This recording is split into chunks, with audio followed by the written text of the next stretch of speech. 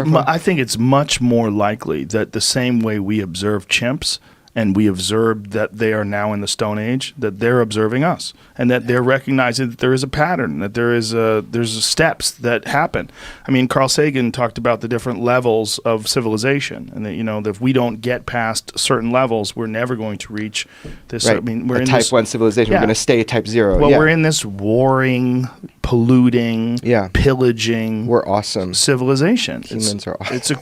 We're awesome in a lot of ways, But in that way, we're not. Well, yeah, we're children that have immense power that we didn't really. The other thing is you're using the immense power that other people have created, right? I mean, even when you're driving a car, you're stomping on the gas like, woo! You didn't invent the fucking engine. You didn't invent tires. There's all these things that were involved in the creation of this thing that is really outside of your grasp of understanding, but yet you have the ability to use it. Like a person with a gun, I'm just gonna bang, bang, bang people. You didn't invent a gun, so like you've without the intellect to craft and engineer and manifest these creations, you just have access to them because you have paper or you have Bitcoin or you have whatever the fuck you're using a credit card.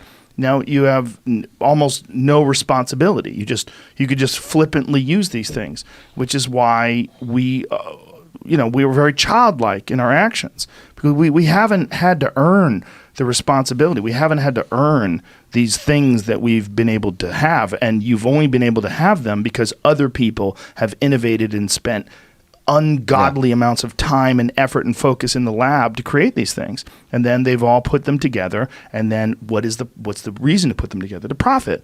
Well, what's the reason to profit? Well, why are you doing this? So you can buy more things. Well, what are we doing? What are we doing? We're making better things. That's what we do. That's all we do. That's all we do is make better things. Yeah. Why the fuck do we need oil? Why do we need oil? Why can't we just burn wood and stay home? Why can't we grow chickens and food in the backyard? Why can't we do it? Well, we fucking can. We certainly can. People do it. But we decide to make that almost impossible. Our preferred way of living is to stuff everyone into a very small area where no one grows anything other than weed. And this is what LA is. LA is 20 million people with hard surfaces, as many hard surfaces as you can. Boy, if you got an acre backyard in LA, holy shit, look at all that green. This is amazing. Well, no, that's the fucking earth coming through this weird sort of creation that we've put on top of the earth. But the goal is that, like New York City, there's none of it. Right? You've got Central Park, and they just got human shit. Human stacked up. No one's growing anything. And then constant work. Everyone's up early. Go, go, go. Innovate, progress, make that money so you can buy more things. And every year, hey, Apple, where's this fucking new phone? As if your phone isn't good enough. Like your phone's taking pictures and videos, and people are calling you, and you got applications that tell you which way the wind's blowing. It's not good enough. A blink of an eye, it's all gone, though, that, like 10,000 years and the Hoover Dam goes or whatever. Mount Rushmore disintegrates. So it's amazing because we have created that, and everything's trying to spring up through that. We keep it maintenance down, but we're a blink, man. Something hits. But we don't think that way. Well, you think in terms of your own life, right? You think in terms of what you want and what you need right now. We are, in many ways, this combination of this weird, primitive, ape-like thing with the ability to calculate and manipulate our world and our environment that makes us wholly unique. On top of that, with existential angst and fear. So what do you do with that? We fucking water it down with antidepressants. Give these fucking people some shit that keeps them moving. Well, they're worried about the future. They're trying to figure out what reality is. You're on a goddamn convertible spaceship spinning 1,000 miles an hour, hurling through infinity. There's no meaning to this thing. Just keep making shit. Keep making stuff. And then one day they're going to be able to hit that switch, and this life will be born out of innovation and thinking and progress and technology. And more than likely, it's probably going to be what we're seeing that these things are that you're observing. I'm not observing them, but yeah. Well, someone's observing. Are you implying that they're us? I don't think they are us, but I think they are what happens when things keep going. It's not us, just like we're not monkeys, right? I'm not a chimp. Oh, that'd be cool.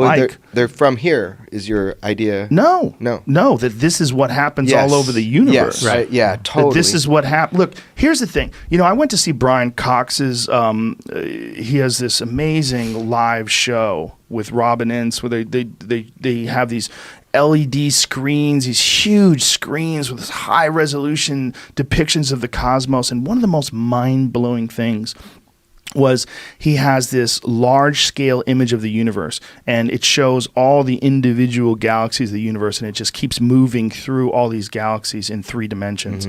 And it's fucking incredible. But what's stunning is the relative uniformity of it, even at, I mean, you're obviously looking at an incredibly small depiction of something that's immensely large, like a galaxy of hundreds of billions of stars. You're seeing it as this little dot, but this little dot that's flying through space, surrounded by other little darts with very similarly spaced distances between homogeneous all them. through, So I'm like, if we see uniformity in that form, in terms of like the distance between galaxies, like so many galaxies, it's so similar. They might vary slightly, and that slightly might be hundreds of millions of light years, right? But there's so much uniformity. Why would we not assume that uniformity exists pretty much everywhere, and that all these things that you're seeing that are so similar, you do see binary star systems, you do see single star systems like star, but there's also some speculation that Earth and that our solar system was one time was a binary star system, right? I mean, that's one of the speculations about that object that they find outside the Kuiper Belt that they think is 10 times larger than Earth. They think it might have been at one point in time a star. But this uniformity that you see, why wouldn't we think that has its same implications biologically? That there's some sort of a biological uniformity, and that this happens given the right sets of circumstances. Yeah, it could be. You should tell them